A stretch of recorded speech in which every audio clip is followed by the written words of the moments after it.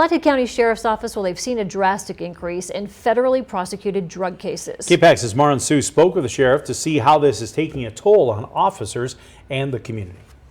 This is more than 2 pounds of methamphetamine, all taken from the Flathead Valley. Drug Task Force Commander Logan Schauback says since 2014, the amount of meth seized in the Flathead Valley has more than quadrupled. In 2014, we purchased or seized specifically of methamphetamine about 9 pounds through that calendar year, in contrast to 2019, where we purchased or seized about 56 pounds. You'll hear Schauback's voice throughout the story. However, because of the sensitivity of his work, his face will not appear on camera. Sheriff Brian Hano says this increase of drug activity causes other problems in the valley. We're seeing, crime where they're stealing and trying to support their habits in a lot of cases, which increases the call volumes, essentially what we're dealing with that.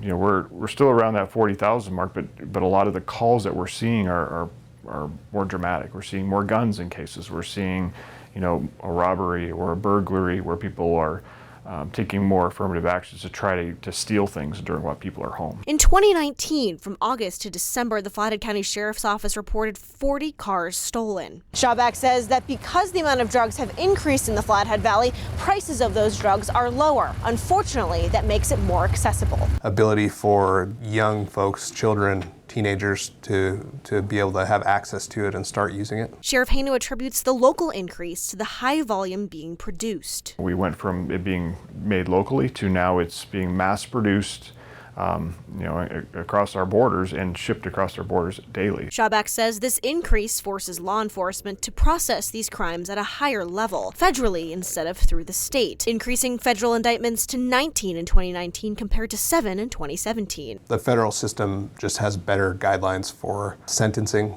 and punishment for the associated crime. Sheriff Brian Hano says the Flathead County Narcotics Unit has put in thousands of hours of overtime trying to keep drugs off the street. One of our investigations in 2019 lasted for about 2 months, and we had one specific case agent who worked every day except for 3 on that case, which can take a toll on the officer as well as the family. Sheriff Hano says Flathead County Sheriff's Office works constantly with other local and federal law enforcement agencies to try and manage this drastic drug increase. In Kalispell, Marin Sue, MTN News.